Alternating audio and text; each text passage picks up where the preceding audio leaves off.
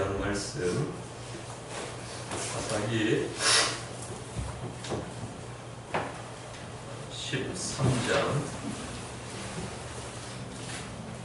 사사기 13장은 구약 385페이지입니다.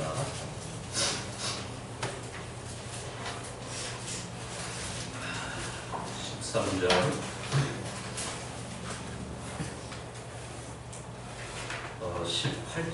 18절 말씀부터 14장 2절까지 13장 18절부터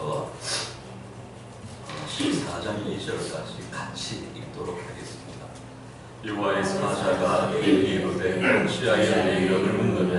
내 이름은 중요자라. 이에 마노와 연소새끼와 소재물을 가져다가 아일리에서 여호와 기드림에 일어난지라.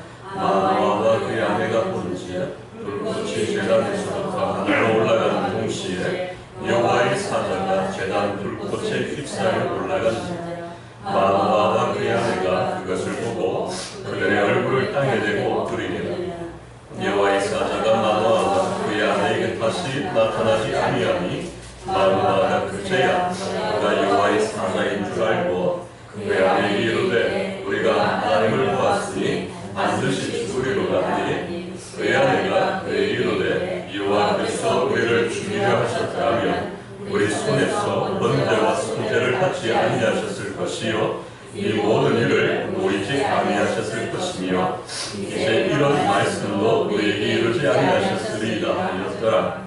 그 여인이 아들을 낳으매 그의 이름을 삼손이라 하니라. 그 아이가 자라매 여호와께서 그에게 복을 주시더니 소라와 에스바울 사이 마하네단에서 여호와의 영이 그를 움직이기 시작하셨더라. 삼손이 딥나에 내려가서 거기서 블레셋 사람의 딸들 중에서 한 여자를 보고 올라와서 자기 부모에게 말하여 이르되 내가 딥나에서 블레셋 사람의 딸들 중에서 한 여자를 보았사오니 이제 그를 맞이하여 내 하나님과 함께 하소서. 아멘. 아멘. 제가 기도하겠습니다. 하나님 아버지, 주님의 말씀이 그 주권의 자리에서 우리를 향하사 사람이 전하는 것 같지만 우리 가운데 거하시는 주님의 형상을 말씀을 통해서 보고 듣고 붙잡게 하여 주시옵소서. 예수 그리스도의 이름으로 기도합니다. 아멘. 지난주에 그 삼손의 부모님에 대해서 살펴보았거든요.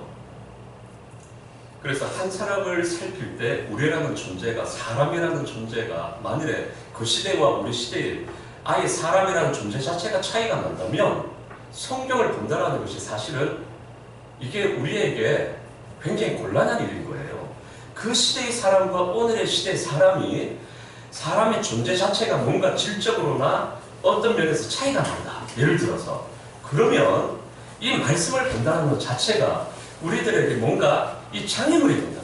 하지만 이 말씀을 통해서 살펴보다 보니까 사람이라는 존재를 이런 면에서 보면 같구나. 어떤 면에서 같으냐. 제가 지난주 간혹 여기 예배 드리는 공간에 이제 기도하고 찬송하고 말씀 보는 시간이 있었습니다. 그때 목을 축이려고 뜨거운 물을 가지고 왔거든요. 그런데 정 추우면 이걸 틀지만 혼자 있을 때 틀기 아까우니까 추워요. 근데 뜨거운 물을 한 모금 마시고 성경 좀 보다가 찬송하다가 기도하다 보면은 그 물이 아주 차져있더라는 거죠. 이곳의 온도와 똑같아졌다라는 것입니다. 우리 사람이라는 존재가 혼과 영과 몸이라고 성경에서 이 삼중적인 요소에 대해서 말씀하시고 있는데 우리 몸의 습관이나 우리 몸의 체질을 잘 살펴보면 영적인 세계도 이렇겠구나라는 것이 짝이 맞더라는 것이죠. 왜 어르신들이 겨울철에 문 밖에 나갈 때 꽁꽁 싸고 나가는 이유가 뭡니까? 갑자기 추운데 나가면 혈관이 수축하니까 큰 뇌질환이 일어날 수 있다는 거예요. 추우면은 혈관이 수축 줄어듭니다. 영적으로 추우면 어떻게 되겠습니까? 우리 심령이 쪼그라들고 나눠주기 싫고 네가 O를 하면 나도 O를 하겠다, 이런 식으로 아주 팽팽한 긴장감이 도는 것이죠. 삼손의 부모에 대해서 살펴본 것은 우리 인간이라는 존재 자체에 대해서 접근하기 위해서입니다. 밭에 감추어진 보물이라고 말씀하셨는데 내가 나를 알아야 할 텐데 나라는 존재에 대한 비밀이 밭에 감추어져 있다는 것. 우리가 주민등록증으로 나에 대한 신분과 정체성을 알 수가 있습니까? 나의 사회적인 신분과 나의 월소득으로 나라는 존재가 어디서 어디로 향하는지 나타내주는 것이 어디 있습니까? 나라는 존재 자체가 감추어져 있다는 거예요. 이것을 성경에서는 밭에 감추어진 보화와 같다라고 말씀하시는 것입니다. 그러면은 삼손의 부모를 통해서 무엇을 알 수 있었는가 하면은 광야에서 살 동안, 광야에서 생활할 동안 우리가 쉽게 비유하자면 기초수급자 생활과 비슷했더라. 제가 예전에 보니까 기초수급에 돕는 손길들이 많습니다. 그래서 정확한 시간에 반찬이 문고리에 다 걸려있는 겁니다.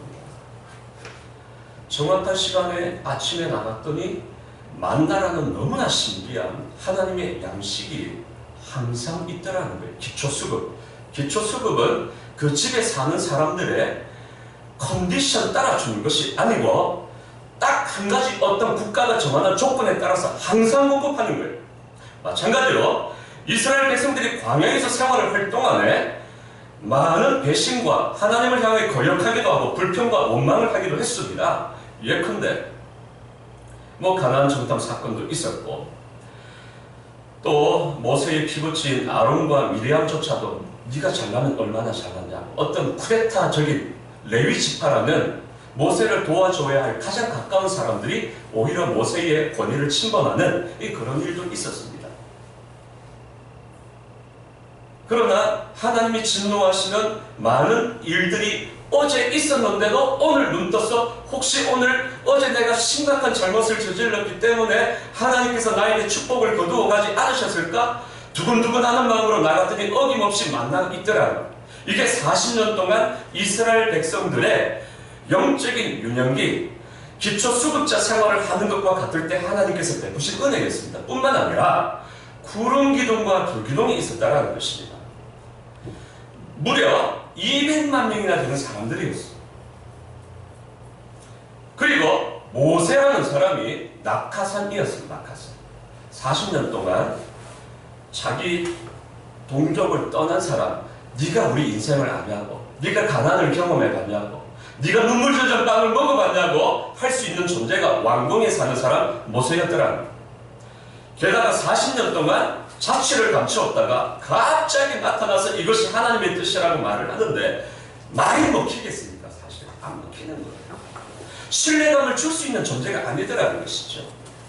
그래서 만일에 이스라엘 백성들이 40년 동안 광야에서 생활을 할 동안 장막 생활을 했기 때문에 텐트, 길을 떠나기도 하고 멈추기도 하고 많이 헤매었는데 그때마다 자, 지파의 대표들이 모여라 해가지고 모여서 회의를 했다면 이런 방식으로 언제 떠나고 언제 멈추고 이렇게 생활의 스케줄을 정해야 한다면 굉장히 힘들었을 거예요. 너무나 소모적인 에너지, 어떤 소모되는 에너지가 많았을 것입니다. 나는 아니라고 생각한다. 오늘 출발해서는 안 된다고 생각한다. 내일 출발하자. 우리 지파 사정이 좋지가 않다. 다음 주에 출발하자. 그런데 이런 아직까지도 믿음 생활을 한다는 것 자체가 너무 초보적이고 낯선 가운데에 있는 사람들에게 하나님께서 변치 않은 환경을 주시고 너무 심신한 사람을 붙여주시고 모든 어떤 구름기둥과 불기둥과 같은 환경적인 요소를 주셨기 때문에 구름이 떠오르면 출발을 하고 또 불기둥이 비추면 멈출지 나아갈지 이런 것들을 판단하도록 하셨다는 것입니다. 이것은 무엇을 우리들에게 말씀하십니까? 우리가 유한한 존재입니다.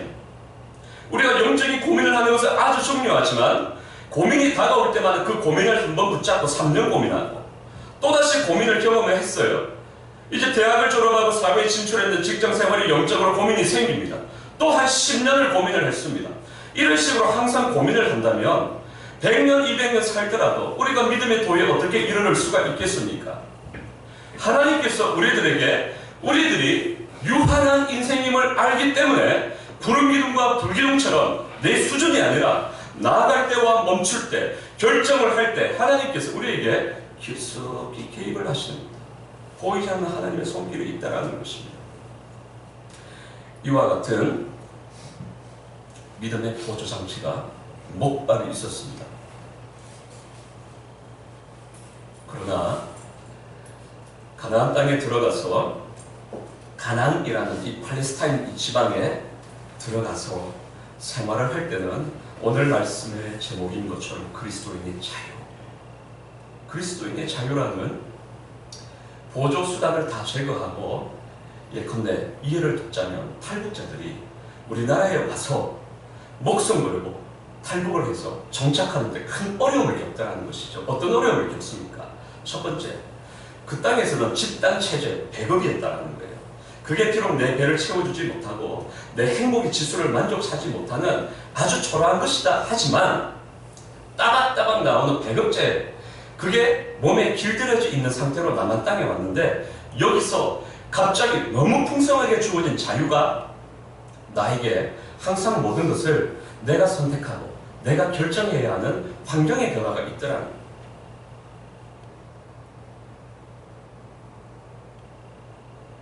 이스라엘 백성들이 가나안 땅에 들어와서 겪게 된 힘든 것들은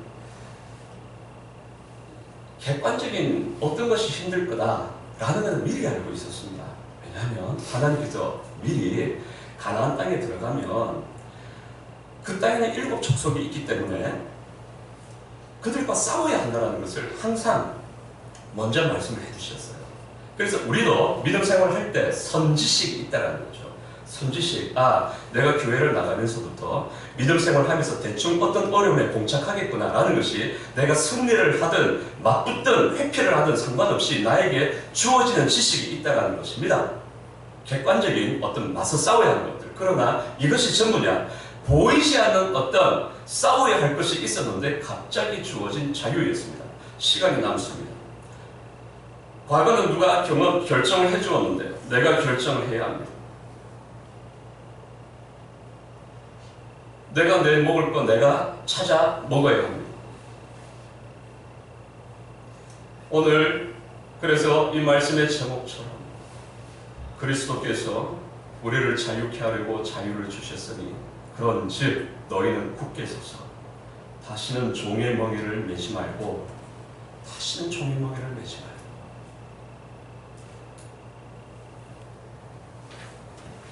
우리들에게 가나안 땅에서 사사시대에 살던 사람들의 어려움이 무엇이었냐면 물론 우리가 남에게 전달해 줄 수 있는 내 인생에 이런 것들이 나를 힘들게 해 라는 객관적인 것이 있습니다. 하지만 그게 우리가 오픈할 수 있는 것의 전부입니까? 말로 표현할 수 없는 분명히 내 마음속에 느껴지는 괴로움이 있는데도 표현되지 않는 보이지 않는 어려움이 있다는 것이죠.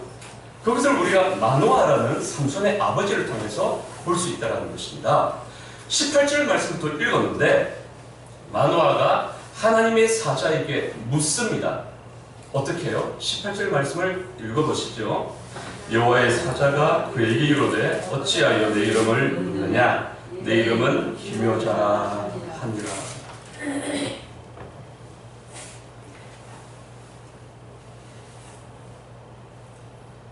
마노아가 아내가 들려주는 말도 믿겨지지 않고 하나님의 사자가 말씀해 주시는 말씀도 그에게 실제적인 감동을 주지는 않았습니다. 그래서 밥을 먹으면서도 배고프다. 예컨대 사람을 만나면서도 공허하다. 군중 속의 고독이라는 말처럼 주머니에 쓸 돈이 있는데도 내가 가난한 것 같다. 뭔가 사람이 있는데도 느껴질 수 있는 빈 공간, 채워지지 않는 어떤 것들이 18절 말씀 속에 있다는 것이죠. 하나님의 사자를 대면하고 있습니다. 하나님의 사자가 생명의 언약을 주셨습니다. 그런데도 그 말씀이 믿겨지지 않기 때문에 계속해서 질문을 하고 있습니다. 그래서 이 18절의 말씀에 질문을 한 것, 당신의 이름이 무엇입니까? 라는 이 질문은 오늘날로 말을 하면 이성적이고 합리적인 하나님이라는 존재에 대해서 규명하고 싶고 내 손에 꽉 잡고 싶고 자녀가 어디 나가서 무엇을 할까, 때로는 지나친 부모는 전화를 해서 다 확인해야 속이 풀리는 것처럼 우리 인생의 어떤 통제하고 싶어하는 욕구 같은 것들이 있지 않습니까? 우리가 하나님과의 관계에 있어서도 미심쩍은 일들이나 약간 그 반쯤 경계선에 걸쳐 있는 것과 같은 마음들이 확정되기를 원하는 마음이 있다는 것이죠. 그런데 믿음에 대해서 내가 다가가고 싶은 마음조차도 그 시대에 압도적으로 마노아라는 사람에게 영향을 주는 보이지 않는 무엇이 있었다는 건데, 그것이 내가 원하는 방식으로 하나님의 사자에 대해서 그 모든 것들을 알고 싶다는 것입니다. 분명히 신앙적인 몸부림이었는데도 불구하고 그 몸부림을 치면 칠수록 더 힘들어지는 거예요. 물었습니다. 당신의 일이 무엇입니까? 알고 싶죠, 우리가. 사람이 죽으면 어떻게 되는지. 인생이 얼마나 허무한데요. 정말 죽음이 끝이냐? 모든 것을 뭔가 붙잡고 싶습니다. 그런데 마노아가 그 당시에 횡행했던 그 시대의 정신을 쫓아서 물었습니다. 마노아라는 샘플 한 사람을 통해서 우리는 오늘날에 하나님을 알고는 싶은데 이미 조성되어 있는 자기 가치관과 철학을 절대로 변경할 생각이 없이 하나님을 알고 싶어하는 현대 그리스도인들에 대해서 가르쳐 주시는 말씀이라는 것입니다. 하나님, 나는 어떤 방식으로든지 변화가 되기 싫은데 하지만 내가 은혜를 받고는 싶습니다 라는, 그럴 때 여호와의 사자가 대답을 합니다. 어찌하여 내 이름을 묻느냐? 내 이름은 기묘자라. 이렇게 대답을 해줍니다. 성경 말씀 더러더러 자주 등장하는 하나님에 대한 호칭 중에 주 여호와여라는 중복적인 표현이 있습니다. 아도나이, 야훼, 여호와 같이 쓰여지는 거예요. 그런데 이 히브리어에는 몸이 생략된 상태로 있기 때문에 학자들이 아무리 연구를 해도 하나님의 이름에 대하여 정확하게 알 수 없는, 우리가 최선을 다해서 하나님을 알고 싶어하는 이 생각조차도 하나님 앞에 불의가 될 수 있는 그 지적인 한계에 봉착하는 그것이 있다라는 것입니다. 이 18절 말씀이 저는 절대로 가벼운 말씀이 아닙니다. 우리에게 우리가 인지할 수 있는 어려움에 대해서는 기도하기가 보다 쉽고, 인지할 수 있는 어려움이 생기면 기도를 안 하면 안 할 수도 있습니다. 어찌 되었든지 그것을 식별을 할 수가 있습니다. 그런데 마귀가 어떤 존재냐라는 많은 설명이 있지만 그 중에 마귀가 우는 사자와 같이 삼킬 자를 찾으려고 할 수만 있으면 택한 사람도 삼키려고 하는데 내용이 있을 것 아닙니까? 적이 나를 침범하려고 하는데 내용 없이 그냥 오겠습니까? 무엇인가 탐스럽게 여기는 것을 삼키려고 할 텐데 뭘 삼키려고 하는가? 마노아에게서 그 흔적을 봅니다. 마노아가 이 기계론적인 사고방식, 결정주의적인 사고방식이 치명적으로 드러나고 있는데 어디에서 볼 수 있느냐면은 기묘자라고 대답을 했는데 17절 말씀을 읽어봅니다. 마노아가 또 여호와의 사자에게 말하되 당신의 이름이 무엇이니까? 당신의 말씀이 이루어질 때에 우리가 당신을 존귀히 여기리이다 하니 그랬습니다. 자, 이 말씀을 보면은 굉장히 흠잡을 데 없을 것 같아요. 이 묻는 이유가 다 있다라는 것이죠. 내가 정말 믿음이 뜨거워지기를 원하고 하나님의 말씀을 명확하게 알아서 내가 실천하기를 원한다라는 이 질문으로 그 내용이 구성되어 있는데, 실제 17절의 구조를 보면은 이름을 묻는 이유는 당신의 이미 말씀해 주신 말씀이 실현이 될 때, 결과로 나타날 때, 그때 내가 주님을 인정하겠다. 그때 당신을 존귀히 여기겠다라는 미래에 대한 말이에요.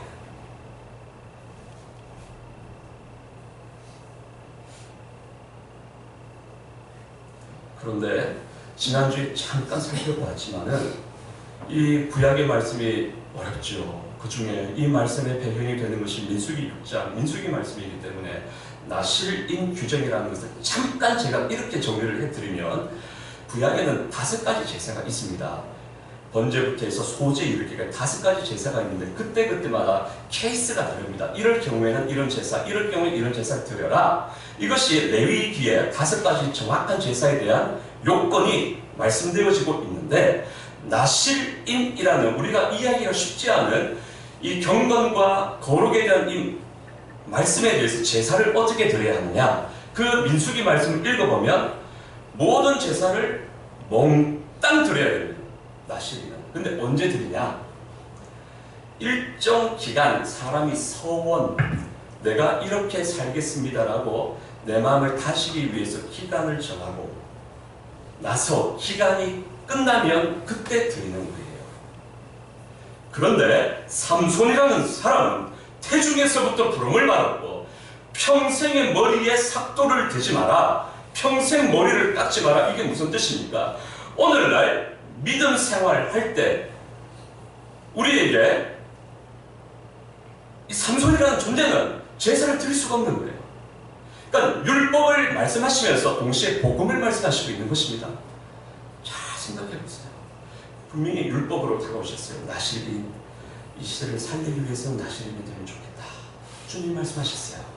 그래서 나실에 대한 규정을 받죠. 근데 규정이 맞지가 않아요. 율법만으로는 다 설명이 안 돼요. 이상하다. 하나님의 나실인이 되라고 했는데 나실인은 정한 기간이 있고 기간이 끝나면 제사를 드려야 하는데 기간이 없네? 평생 나실인? 이게 뭘 뜻할까? 제사를 못 드려요. 이게 뭘 뜻합니까? 마노아는 어떻게 물었습니까? 마노아는 주님의 말씀이 맞다면 내가 충분한 내 마음에 감동이 생기고 내 인생의 외적으로 내가 축복받는다라는 어떤 지표가 나타나면 그때 내가 하나님이 계신 것을 인정하고 그때 하나님을 존귀히 여기겠다라는 이 사고방식의 소유자였습니다. 그래서 결과론적으로 기계주의적인 사고방식을 가지고 결과나 과정의 가치를 증명한다라는 이 오늘날 현대 그리스도인들과 똑같은 사고방식을 가진 사람이 수천 년 전에 그 당시에도 마노아뿐만 아니라 사사시대가 이런 사고방식을 가진 사람들이 교회에 모여서 예배를 드리고 쉐어링을 하고 소고역을 하고 서로 신앙 교제를 하고 이랬더라는 것이죠. 그런데 19절을 보면 놀라운 하나님의 은총이 나타납니다. 19절을 읽어보도록 하겠습니다. 이에 마노아가 염소 새끼와 소재물을 가져다가 나 위에서 여호와께 드리매 이적이 일어난지라 마노아와 그의 아내가 본즉, 이런 마음으로 드렸음에도 불구하고 하나님께서 이적을 베푸셨다라는 것은 우리들에게 하나님이 어떤 존재냐, 우리에게 지식이 있어야 그를 믿을 때 내 마음대로 믿지 않고 그 지식 가운데 믿을 수 있지 않습니까? 예컨대 우리 컨디션, 오늘 교회 올 때 내가 은혜 받을 것 같아, 예를 들어서 이런 생각을 가지고 왔어요. 아침에 투닥투닥 싸우지도 않고 행복하고 평안하게 잘 나왔어요. 그래서 마음에 거리낌이 없어요. 예배에 집중을 했는데도 불구하고 내 뜻대로 안 되네, 이럴 때가 있을 수도 있지만, 반대로 오늘의 마지막일 수도 있는 사람이 있다. 내가 오늘까지만 내가 애를 써볼 거야. 사람이 하나님 앞에 나아갈 때 마노아처럼 아주 도실하고 자기 마음이 무미건조하고 퍽퍽한 것을 아는데도 그렇게밖에 반응이 안 되는 걸 어떡하겠습니까? 하나님이 우리를 강제로 바꾸실까요? 우리가 어떤 거룩한 존재가 되고 난 다음부터 하나님을 만날 수 있다면 누가 만날 수가 있겠습니까? 오늘 내가 부르는 반쯤 섞인 의심이 있을지라도 주님 이름 뭡니까? 내 기도를 하지 않을 수가 없는 역경에 처했기 때문에 기도는 하지만 차후에야 내가 하나님을 인정하겠다는 이런 마음으로 주님의 이름을 부를 때에도 여호와의 사자가 응답하시더라는 거예요. 그래서 우리가 찬송할 때 측량할 수 없다라는 거죠. 세상에서 이런 사랑을 볼 수 없기 때문에. 이적이 일어나고 20절의 이적의 내용이 보니까 불꽃이 제단에서부터 하늘로 올라가는 동시에 여호와의 사자가 제단 불꽃에 휩싸여 하늘로 끊임없이 야곱의 사닥들의처럼 하늘에서부터 땅까지 이어지는 불꽃이라는 게 존재할 수가 있겠습니까? 보는 순간 압도당하는 너무나 큰 일이 일어났기 때문에 굉장한 두려움이 생겼습니다. 오늘은 이 두려움까지 한번 살펴보려고 합니다. 어떤 두려움이 생겼냐? 이 두려움에 대한 내 감정을 잘 살펴야 이 감정 가운데에 어떤 방식으로 믿음 생활을 할 거냐 이것이 나타나기 때문에 21절, 22절 두 절 말씀을 읽어보도록 하겠습니다. 여호와의 사자가 마노아와 그의 아내에게 다시 나타나지 아니하니 마노아가 그제야 그가 여호와의 사자인 줄 알고 그의 아내에게 이르되 우리가 하나님을 보았으니 반드시 죽으리로다 하니. 시각적으로 도마가 그런 방식으로 예수님이 부활하신 것을 옆구리에 넣어보고 손에 상처를 확인한 것처럼 마누아가 자기가 원하는 방식대로 하나님께서 나타나실 때에 굉장한 두려움이 생겼습니다. 그래서 22절 말씀을 읽은 바대로 어느 정도의 두려움이 생겼냐면은 우리가 하나님을 보았으니 반드시 죽으리로다. 하나님의 복음 앞에 서면은 성경에서 그렇게 이론적으로 많이 들었던 말씀의 실현이 이루어지는 것을 보게 되는데 그것은 죄로 점령 담아 있는 사람이라는 상태가 너무 두려운 거예요. 너무 두려워서 견딜 수 없는 어떤 상태에 봉착하게 된다는 것이. 근데 이 두려움에 대해서 우리가 한번 살펴보면 두 가지 두려움을 저는 생각해 볼 수 있겠다 생각합니다. 어떤 두려움이냐? 첫 번째, 파괴적인 두려움. 파괴적인 두려움.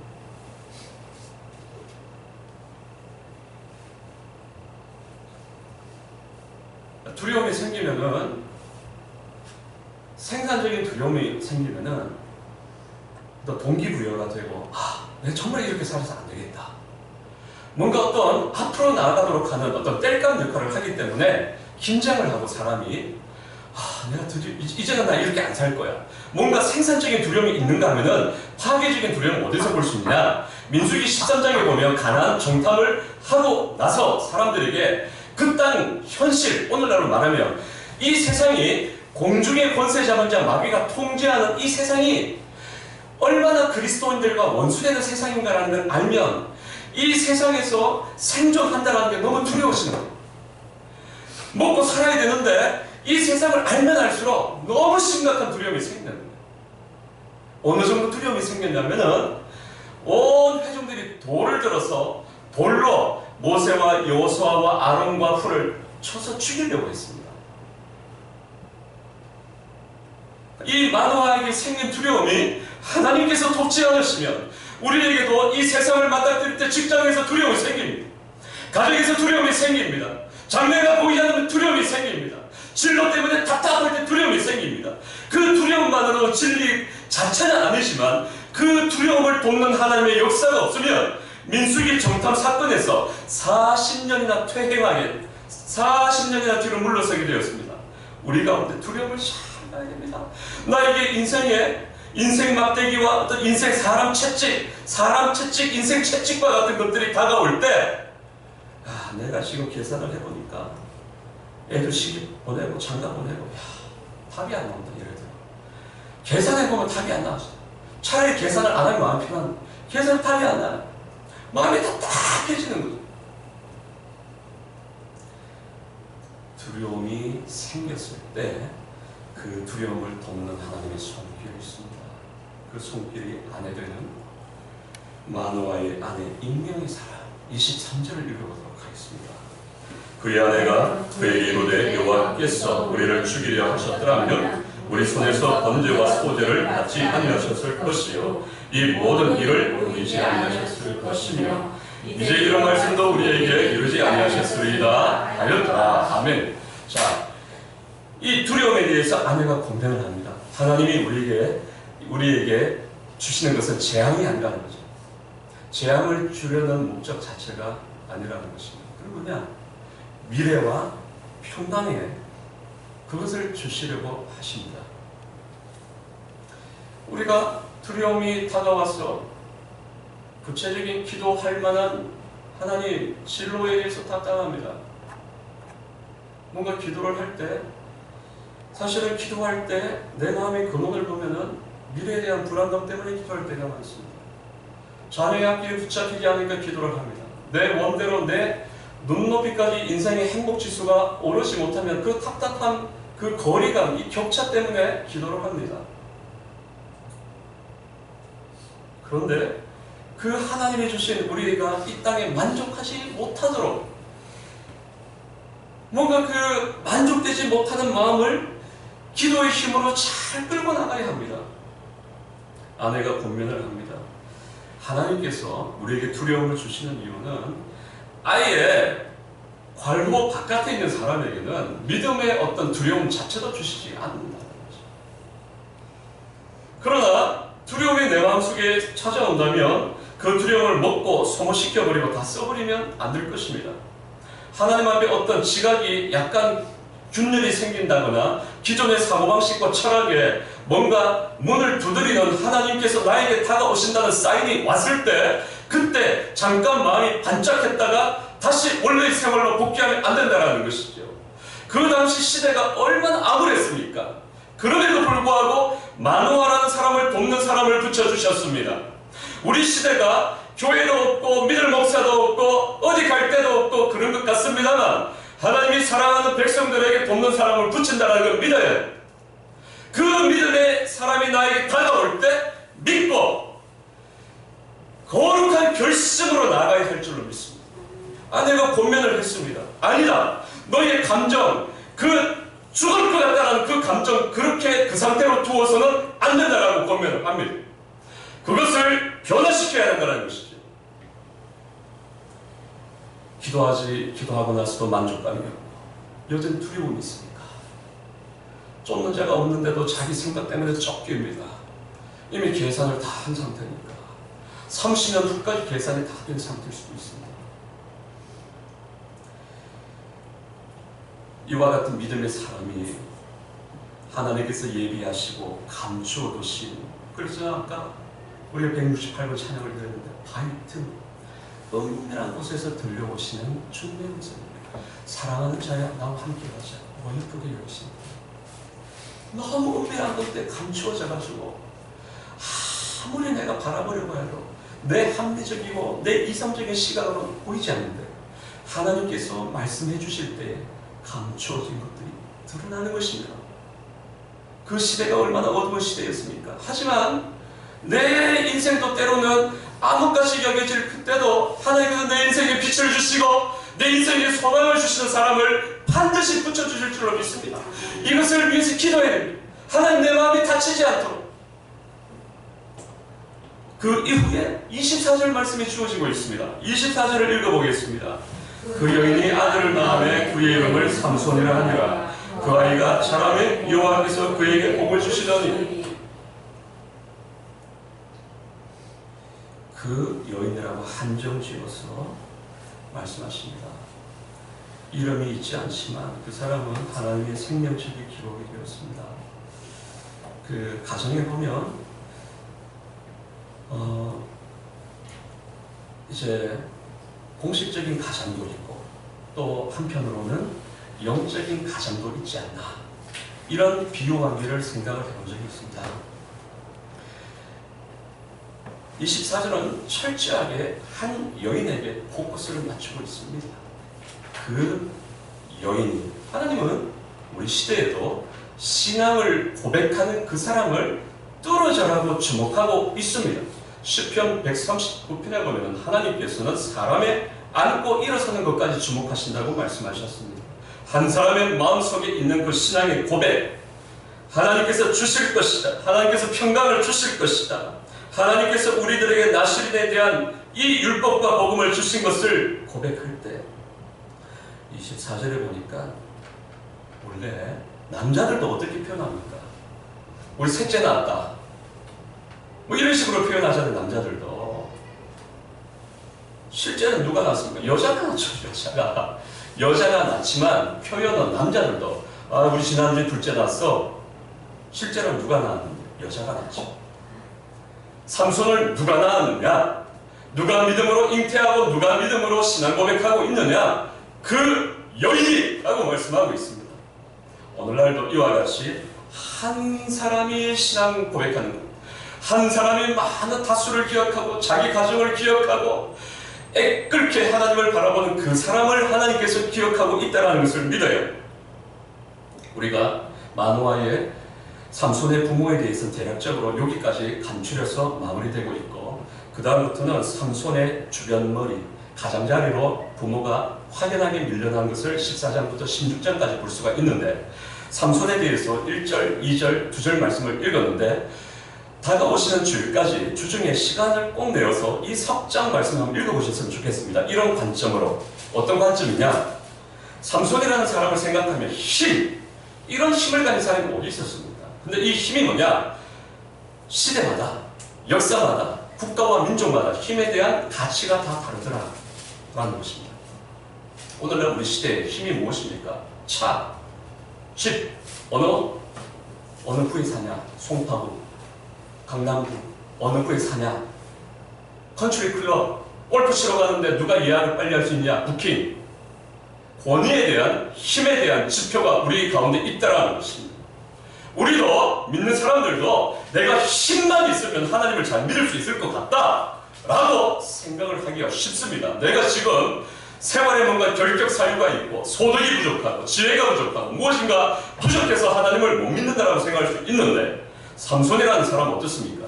날 때부터 금수저입니다. 너무 잘 태어났습니다. 엄청난 힘을 가지고 있습니다. 마치 에서와 같이.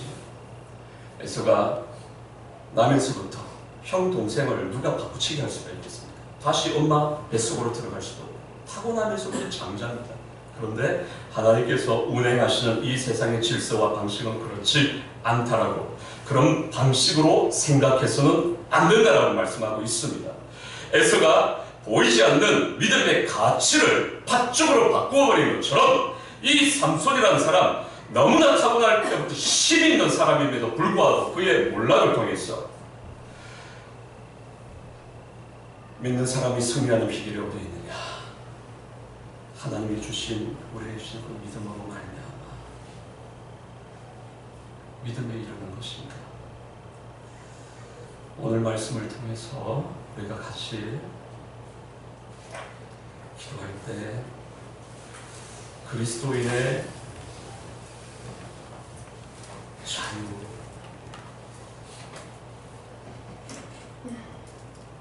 오늘 말씀을 생각하며 우리 같이 한번 기도하도록 하겠습니다.